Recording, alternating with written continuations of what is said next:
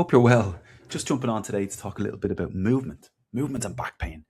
You know, in all of my years and experience of working with people, it isn't the exercises that gets people better. It's when they fundamentally shift their identity, and that identity goes from being someone with a bad back and a back problem to someone who doesn't have a bad back or a back problem. And it often sounds really simplistic. So somebody will get very defensive, when if you just throw that out there, and they'll often say, "Oh, like you're just telling me that it's all in my head." And do you know what? I often say to people that, well, the decision that you make starts in your head, but the actions that you take with your body will determine actually the outcome that you have. And this is something that a lot of people miss when they're trying to fix their movement. They think, right, that they need to do countless, endless exercises for strength, mobility, flexibility, all sorts of fucking movements that wrap them up in knots in order to improve their back. They need to do loads of core exercises to strengthen their core to protect their structure. They need to avoid certain activities and take up other activities. But the truth of it is, like for a lot of people, is that they're often just caught up in that protective cycle of moving in a way habitually over a long and sustained period of time, that leads them to a place where their movement feels terrible. It feels protective and guarded because that's what they're practicing the most. It's a habit. It's a habit that you've built up over the years, and it's one that's enhanced and reinforced by all of the different facets of so-called back pain recovery for people. We've overcomplicated movement. We've made people feel that exercise and movement needs to be done in a gym. We need to all lift weights. We need to all do all of these crazy things, when really what we just need to do is to practice moving how we want to feel. And that's often the ticket to building our confidence. And it's often the ticket to breaking free of protective movement. For a lot of people, moving how you want to feel can be a real challenge at the beginning, because when you start moving in a different way, it feels awkward, it feels clunky, it feels strange. It might even hurt a little bit. It might be a little bit sensitive and irritated. You might feel a bit silly letting go of things that you've held on to for such a long period of time.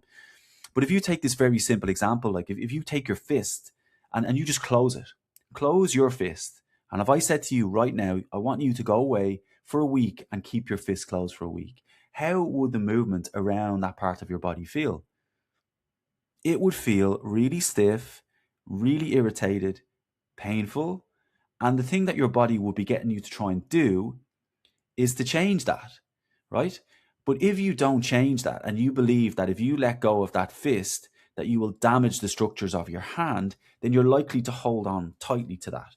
And that's what people do with their backs. They hold on to their back so much and they don't move it, and they consciously and subconsciously don't move it or challenge it or use it. And anything they do feel they interpret as damage, that's where they really end up with movement that feels like that. And that's because the habit is of holding, its overprotection, its tension, its guarding, it's not letting go.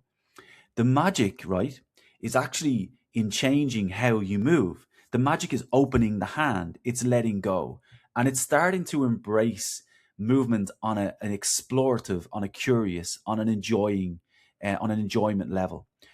And so many people get caught up in this cycle of managing back pain, and they believe that they just have to manage it until eventually it will get worse anyway. And that doesn't have to be the case. The reason that you're on that cycle is because you're not breaking those fundamental patterns. And those patterns for me are always really basic and really clear, which is your identity, how you see yourself, and how you have become that person with a bad back. And then your focus, all of your focus being on protecting your back, and then ultimately moving in a way that enhances and reinforces the feelings of stiffness, of tension, of irritability, of stiffness, of soreness, and increases the likelihood that you're going to have a problem with your back in the future, because those habits stacked up over time lead to loss of strength, deconditioning, being out of shape, not doing things that keep you healthy. And then they often filter into poor lifestyle habits around that. So the momentum is all sent in the wrong direction. When we break that cycle, what we actually do is we shift our momentum into a place that actually starts to change our life on multiple different levels. And I've had so many people say this to me before. Yeah, he came in with my back, but when I left, I had such clarity about lots of other things in my life that I can improve and change, to expand my world again and to live life on my terms. You don't need to just bloody manage your back. What you need to do is stop managing your back and find ways of actually expanding your life again. of moving in a way that you want to feel, and of shaking that identity that's become so inhibitive and restrictive for you, that always gets propped up by that belief of pain meaning damage, that my structure's breaking, when in actual fact the pain is just trying to get you to change, to do something different, and to move. And our movement is a real reflection of that, and it's a real hotline into our system where we can actually calm the system by moving in a way that we want to feel like. And so many people never get this opportunity because they get bogged down with exercises of boring exercises, meaningless exercises, endless stretching routines, loads of mobility, when actually the problems are existing within their normal life, within their day, in the normal mundane tasks that we do all of the time. And that's where habits are broken. That's where habits are made, and that's where habits are broken. So I wanted to share that with you today. It's really nice to be back. And thank you for all the messages of support that I've received over the last couple of weeks. It's been a really difficult time. I've been really close to my dad over the years, and looked after him in the latter years of his life too. But it means a lot. So, and thank you so much for your understanding. But let's get back to work now. Let's get back to changing our life as well. So if you want more information, just shoot me on the word better.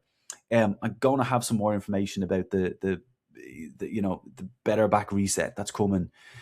But please express your interest, because like, I just would love you to get hold of this, because it changes everything on such a deep level that it will affect every part of your life, not just help you and ease the pain in your back and expand your movement, but also create a momentum in your life that you probably felt was no longer possible again. So look forward to chatting to you. Any questions, reach out, and I'll talk to you really soon.